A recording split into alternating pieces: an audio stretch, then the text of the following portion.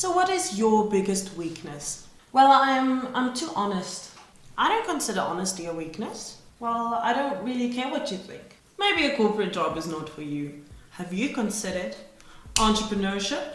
Today I will be talking about what it takes to be an entrepreneur, the mindset, the attitude, how they think. So if you want to find out if you have what it takes to be an entrepreneur, keep on watching. Opportunity obsession. This is the most common attribute that most entrepreneurs have. They're obsessed with opportunity. When they find themselves becoming passionate about a specific topic or interest, they become completely immersed in it. They have an intimate understanding of their customers' needs and wants, as well as the industry. They are also obsessed with value creation and enhancement. From when I can remember, I've been obsessed with hair. I change my hair all the freaking time. So when I was about grade 10, 11, I started selling hair extensions. I just loved doing the orders and everything just because it was related to their passion. Later on in my first year, I also started selling hair bundles. I was completely immersed in the hair industry, and I can't tell you how many hours of footage I've watched of hair reviews and AliExpress hair unboxings and stuff like that. Even though I don't even wear hair extensions anymore, I still watch hair extensions videos. This is the thing about entrepreneurs. They get obsessed with something. They need to know everything about it. It's not just a fleeting interest. Next is commitment and determination. This is the most important one. It's essential for entrepreneurs to compensate for their weaknesses and overcome their obstacles. The thing is, throughout the entrepreneurial journey, you'll have pressure. At the beginning, you've got a lot of pressure due to limited resources. Then, when growth starts, demand might increase faster than the supply that you can give. Stuff like that. Then there's a different kind of pressure. Then there's the pressure of just being able to sustain your company. Other competitors might be entering into the market, and you are forced to defend your market share. Especially during the startup phases, the business requires the entrepreneur's loyalty. When the going gets tough, and trust me, it gets tough, you can't just abandon your project. So entrepreneurs need to be extremely competitive and driven, and they love winning. So when they see that they're starting to lose, they work even harder. Whereas people who are not that entrepreneurially driven will give up during these stages of pressure. With that being said, they're also super realistic. So when they see that this route is not working, they switch routes quickly. They are able to realize much sooner when a problem is unsolvable and to switch gears. As an entrepreneur, you will have to face sacrificing a lot of things. This could be leisure time, time with family and friends. You also won't receive a lot of money at the beginning, if any, and you have to face the fact that that's where you're going to start. Being part of a startup is like being part of war. It's freaking difficult. This is startup! Next is tolerance of risk, uncertainty, and ambiguity. Being an entrepreneur obviously involves a lot of risks, but a successful entrepreneur will be able to minimize risk and take calculated risks. There's a lot of uncertainty that comes with entrepreneurship, and you need to be able to tolerate it to become successful. There will be uncertainty in the revenue that you will accumulate in every different month.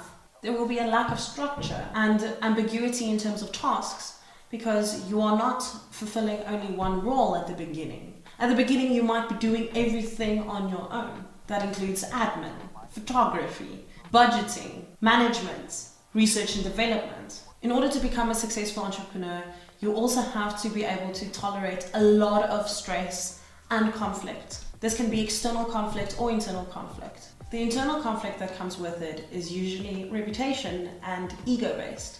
As you know, there's always a possibility that the venture might fail and that everyone around you will see you fail.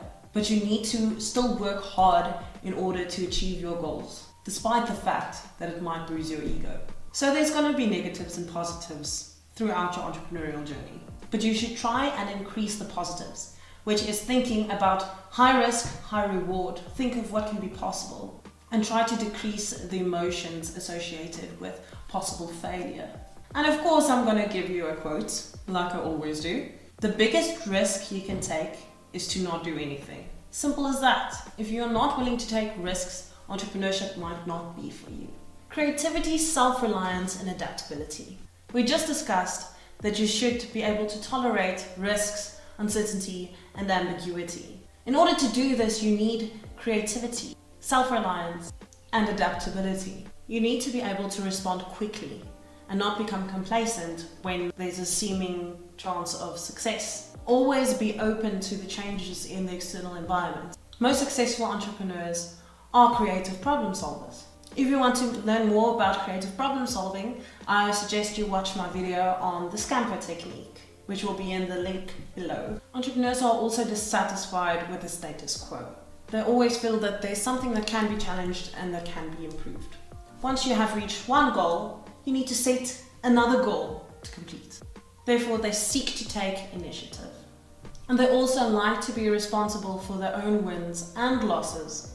I think this is also not just an entrepreneurial trait, but a leadership trait. Which brings us to the next point of leadership. Successful entrepreneurs are usually self-starters. They don't need anyone to push them to pursue their dreams. In fact, the opposite is usually true. They will usually get a lot of pushback for reasons they should not take the risk and follow their dreams. And then they do it anyway. Successful entrepreneurs are usually hero builders as well. They want to see their team succeed. They like to inspire people and change people's lives. Most successful entrepreneurs exert influence without formal power. They encourage people to perform. They encourage people to reach their KPIs. But they are able to identify which management style to use with each different employee or person or customer. You might even say there are chameleons. Might as well have been chameleon. Do you mean chameleon? Successful entrepreneurs who build sustainable, successful companies are also honest and trustworthy.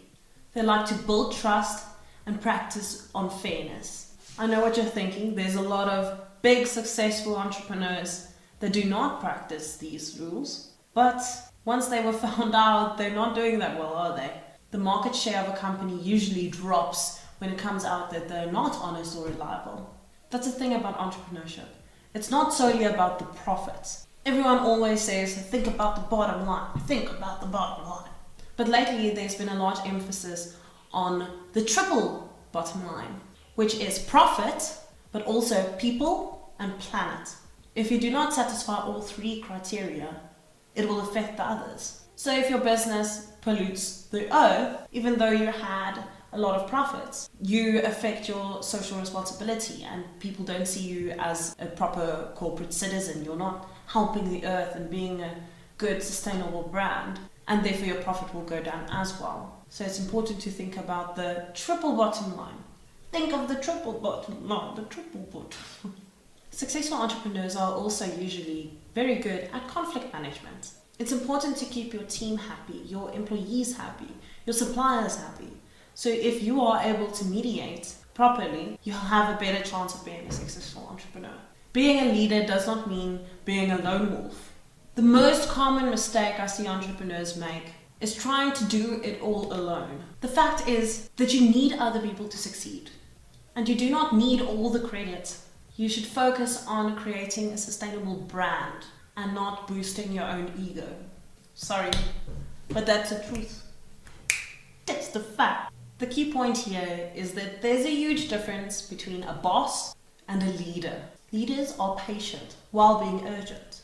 They enforce influence without extreme power. They are superior teachers who are also able to learn from the employees. Leaders want the team to excel and not just them. Leaders want their business to excel. Which brings us to our last point, motivation to excel. Entrepreneurs are usually goal and results orientated. So meaning you put in effort, you get reward for what you did. Gave me cookie, got you cookie. You gave me cookie, I got you cookie, man. They have this thirst for achievement instead of status or power or wealth. But the thing is, you shouldn't see money as a means in itself. Money should be seen as the metric you use to measure how well you're playing your game of entrepreneurship. See it as like experience points, to achieve the next level in your business. It's great to make money and be excited about making more money so you can afford more things. But that should not be your primary focus as an entrepreneur. With this motivation to excel comes internal locus of control, which means that you don't believe in luck or fate.